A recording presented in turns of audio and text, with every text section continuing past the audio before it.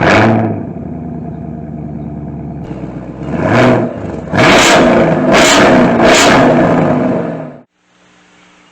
back, race fans, to the tunnel turn, where it gets a little hairy here. But that's the way we like it. Oh yeah, you know it, all the time. I'm Phil, this is Christina. Welcome everybody to sunny South Florida. We're at Homestead Miami Speedway for the Dixie Vodka 400. The sun is shining, the birds are singing. It's race day. You can smell the gasoline, you can see the smoke in the air. They're getting ready to race, to drop the green flag, and honey, tell us about the race. Well, I'll tell you about the race after the lightning delays, of course. Ooh, race bound. Lightning delays for almost 3 hours of lightning delays. And it's like, that's not even near the track. It's 8 miles away. The track is sitting dry and everybody's ready to race, but no, we gotta sit and wait for 30 minutes because there was a lightning strike 8 miles away. It's just ridiculous. I think it's a little bit overkill. I get that it's an exercise practice across all sports, and I get it's for everybody's safety, but man, is it a major buzzkill when you get a 5-lap tease and then you're waiting to race. Not kidding. I've been waiting all day to watch that race, and it's just as soon as they get started, nope, gotta bring them in. What? I know, and then it's every time, right when they were, there was what, 4 times I think, that they had the engine started, and then, no, we gotta stop. No, we gotta stop. Another 30 minutes. Not that I wasn't enjoying all the classic Homestead races they were showing all day. They were really cool to watch if you hadn't seen races before and you're new to NASCAR. Yeah, that was much better than watching just one old race. You know, you see a lot of good highlights, see a lot of good stuff, see a lot of the great races that this track holds. Definitely gave you a little taste of what you were going to see all day. So after we finally get past all those lightning delays, it's time to get down to business. And business is racing. And hey, a little rubbing too, because you know what? Rubbing's racing too. But hey, let's talk about Homestead. Let's talk about Denny dominance. Yep, Denny dominance, that's exactly what happened. Denny was he was fast all day. He's got the pole from a good draw, and he never looked back. He won the first stage, he won the second stage, and then he won the race. I mean, there was a few moments that Chase Elliott was out front and Ryan Blaney was out front for a little bit, but it never lasted long. Denny was it was his race to lose, and he took it. He won it. Give him his 3rd win of the season so far. Definitely class of the field. You can't take it away from him. It was his 40th win, which ties him with Mark Martin. He is the 4th on the list of active drivers with the highest amount of wins, only preceded by Kyle Busch was 1, Jimmy Johnson was 1. And Kyle Busch probably. Yeah, and Kyle Busch was 1. So those are the only ones who have more wins than him. As Phil said, this is his 3rd win at this track. That ties him with the most wins at this track with Tony Stewart and that other waste of a racer that we don't talk about. Well, if you want to know, look it up. Or ask me in the comments. Maybe if you're lucky, I'll tell you. Alright, as we look into the rest of this field, we can see that there was a lot of good young drivers performing well in today's race. I mean, you had Chase Elliott in 2nd, Blaney in 3rd, and who was that in 4th? Tyler Reddick? Oh, wow, Tyler Reddick up there. Go young man. Yeah, he's doing good. Eric Almirola had a really good day, getting himself a top 5. They call him Almirola. Yep, Kyle Busch, he's always going to be right there. Austin Dillon, you know, after having a baby in the morning, he did a good job. He's another the ace top of the 10. race. Ace of the race. Yeah, little ace. See, he's already an ace. He came early enough so Daddy could be there when he was born, and early enough so Daddy can get in the car and go driving. Yep, and he did a good job. Both the RCR cars are up there. I mean, is the RCR program starting to come around? They have been running better all around. You can't argue with that. And we have another young rookie in the top 10. We got Christopher Bell. Man, he really did a good job. He was up there all day. I mean, Yeah, what else can I say about him? I mean, top 10, it's a good race, good finish. Definitely. Look at there, number 9. There's my gamble for my power rankings. William Byron. Yep. Told you get a solid top 10. Yeah. Believe. Yep, Byron, that's 2 good races in a row for him. And moved him up in the points pretty good. We also have Keselowski rounding out the top 10.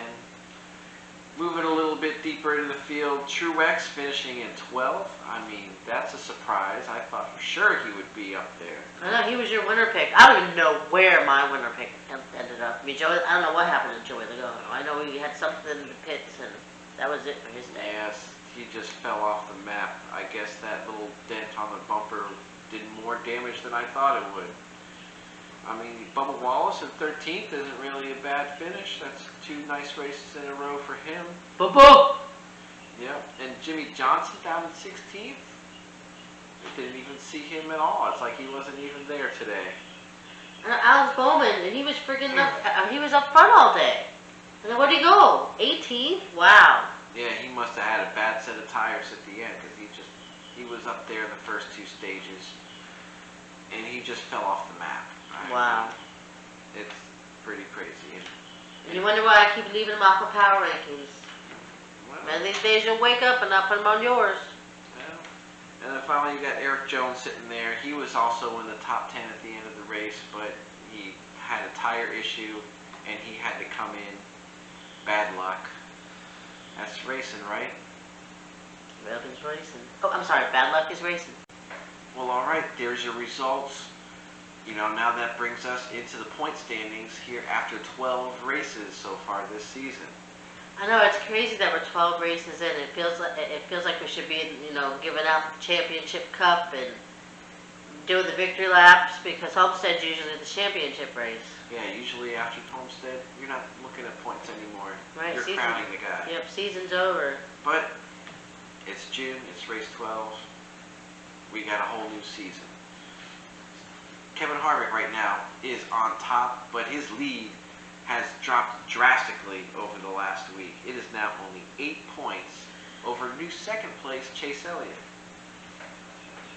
Yep, Chase Elliott is moving up the ladder every single week in, week out. There he is. Chase is on the gas, doing the race. Yep, and now he's tied with the top spot of top 5, so 6. He's got the most stage wins. It's right now, he's in a good spot. Joey Logano dropped a spot with that poor performance. Also, Martin Truex Jr. with his 16th dropped 2 spots to Keselowski and Blaney. But fortunately, he has a win, so he's okay. Denny Hamlin jumps up to 7th place with his 3rd win of this season. And Bowman drops another spot. He keeps dropping and dropping and dropping. I don't know about Alex Bowman. He was looking so good early. Lately, things just keep happening to the guy. Maybe you got the wrong number to his hotline. Maybe.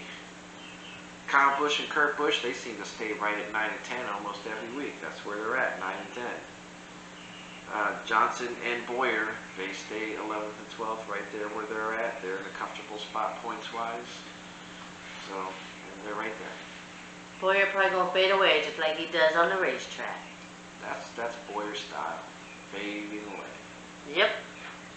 Hopefully he'll fade away out of Tony Stewart's car this year. Hopefully.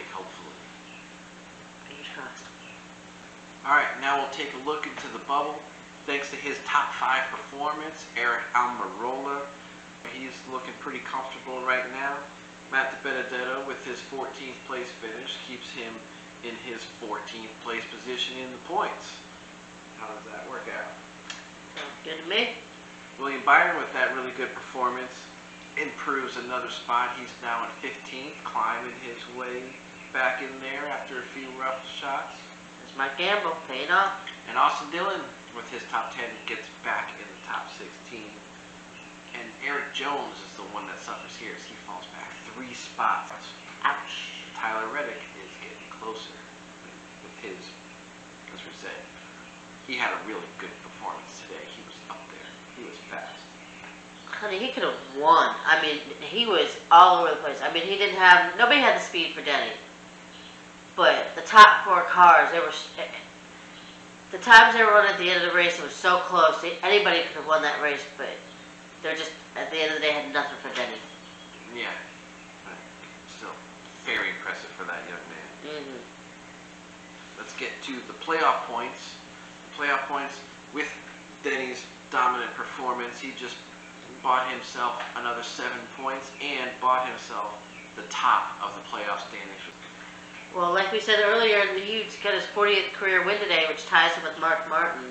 A lot of times when we talk, we compare him to Mark Martin, who never won a championship, but was one of the best racers there was. Could this maybe be Denny's year to win that championship finally? I don't know, maybe. I still say Denny Hamlin is this era's Mark Martin until he wins that title, and I really hope he does. Because, he's a real likable guy, just like Mark Martin was. I mean, it's not a bad guy to be compared to Mark Martin. No, not at all. I miss Mark Martin.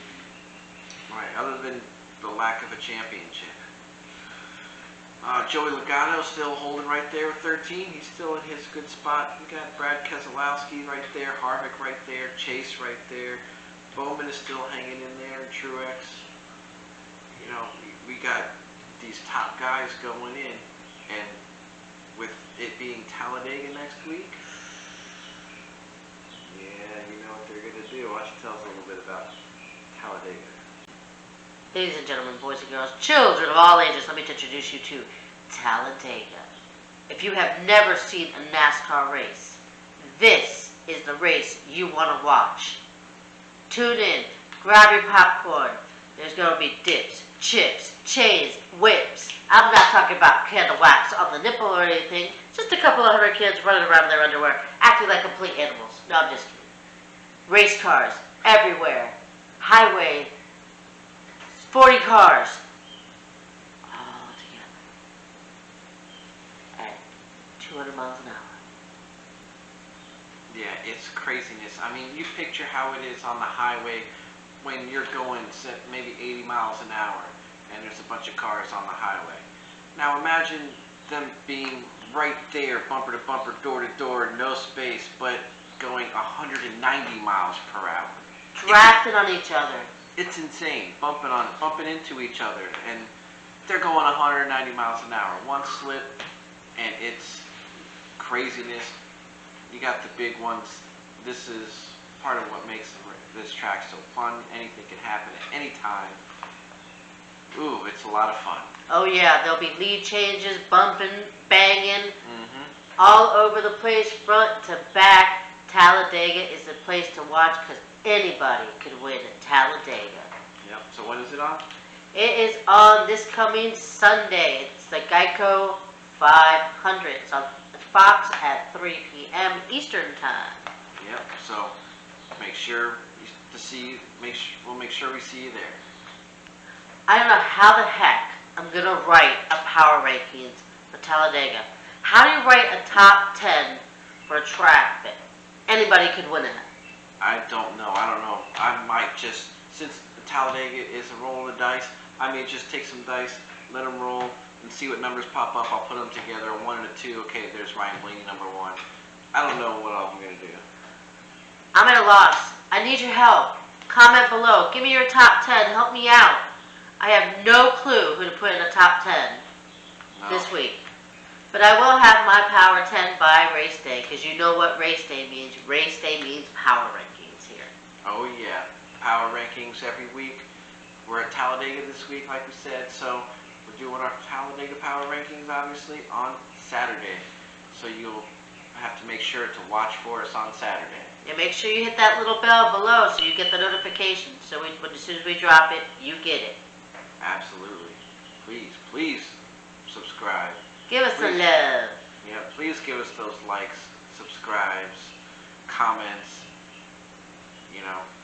We want it all. Alright, thanks one last time for joining us in the Tunnel Turn. I'm Phil. I'm Christina.